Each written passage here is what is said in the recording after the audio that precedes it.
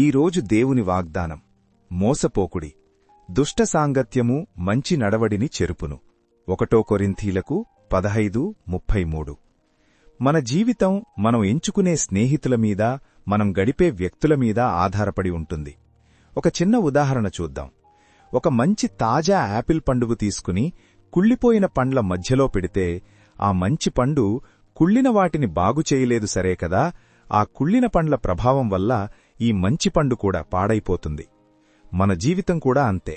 మీరు ఎంత మంచివారైనప్పటికీ తప్పుడు అలవాట్లు లేదా ప్రతికూల ఆలోచనలు, నెగటివ్ మైండ్ సెట్ ఉన్న వ్యక్తులతో ఎక్కువగా గడిపితే తెలియకుండానే మీలోని మంచితనం, మీ క్రమశిక్షణ తగ్గిపోతాయి.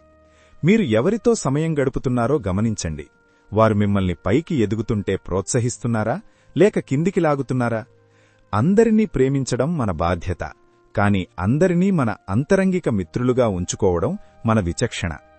చెడు స్నేహాల వల్ల మీ క్యారెక్టర్ దెబ్బతింటే అది మీ భవిష్యత్తును పాడుచేస్తుంది. కాబట్టి మంచి లక్ష్యాలు, దైవచింతన ఉన్నవారితో స్నేహం చెయ్యండి.